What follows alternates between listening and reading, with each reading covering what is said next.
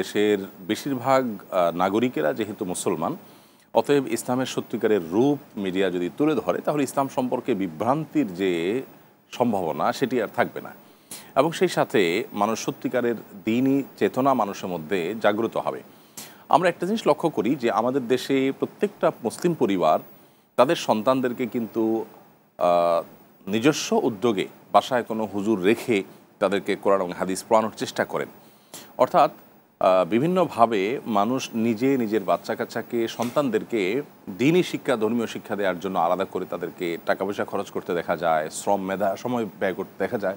Television channel যদি অর্থবহ Islamic আয়োজন করে, যেই আয়োজনে আসলে কোরআন এবং হাদিসের প্রকৃত রূপ ফুটে উঠবে, তাহলে গণমানুষের যে দ্বীনি শিক্ষা গ্রহণ করার যে প্রয়োজন এবং দ্বীনি শিক্ষা গ্রহণ করার যে তাদের তাগাদা আছে সেটি কিন্তু অনেকখানি পূরণ হয়ে যাবে।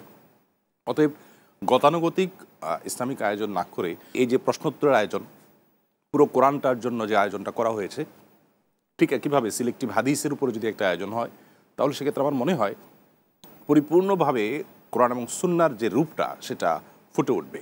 তো এই দিকটাকে যদি ফোকাস করা যায় তাহলে আমার মনে হয় যে ইসলামিক আয়োজনের ক্ষেত্রে এই অনুষ্ঠানটি একটা ভালো দৃষ্টান্ত ইতিমধ্যে রেখেছে, আরও ভালোভাবে রাখতে পারবে ইনশাআল্লাহ। তরুণদের একটা বড় অংশ কিন্তু আপনি দেখতে পাচ্ছেন যে তারা এখন দ্বীনের দিকে অগ্রসর। এই যে বৈষম্যবিরোধী ছাত্র জনতার আন্দোলন হলো, আপনি লক্ষ্য করেছেন চোখে পড়ার মতো তরুণদের মধ্যে ধার্মিকতা, দিনদারিতা এবং ইসলামকে প্র্যাকটিস করার প্রচেষ্টা কিন্তু ছিল। তারা কিন্তু আন্দোলনের মাঠে সালাত আদায় করেছে, সফলতার পর তারা সিজদা আদায় করেছে, নিবেদন করেছে। তরুণদের এই যে দ্বীনের পথে অগ্রসর হয়ে যাওয়া, এই পালস যদি গণমাধ্যমগুলো ধরতে পারে এবং সেই পালসকে মাথায় রেখে বা ধরতে পেরে তাদের নিডগুলো পূরণ করার জন্য যদি বিশেষ কোনো আয়োজন হয়, এখনও পর্যন্ত ইসলামিক আয়োজন যেগুলো হয়ে থাকে বিভিন্ন টেলিভিশন চ্যানেলগুলোতে, আমার জানা মতে তরুণদের জন্য স্পেশাল কোনো আয়োজন নাই।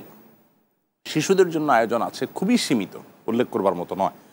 তো এক্ষেত্রে যদি বৈশাখী টিভি উদ্যোগ নেয় বা অন্যান্য চ্যানেলও মাধ্যমগুলো যদি, গণমাধ্যমগুলো যদি উদ্যোগ নেয় যে তরুণদের দ্বীনি আয়োজনকে আলাদা করে করা, তাদের যে জিজ্ঞাসাগুলো সেগুলোকে আলাদা করে তুলে আনার চেষ্টা করা হয়, তাদেরকে মোটিভেটেড করা হয়, তাহলে সেক্ষেত্রে আমাদের দেশ এগিয়ে যাবে। দেখুন, মানুষ সত্যিকারের ধর্মের শিক্ষা, দ্বীনের শিক্ষা যদি মানুষ ধারণ করতে পারে তাহলে সেক্ষেত্রে সে দেশের জন্য উপকারী হবে, কখনো অপকারী হবে না।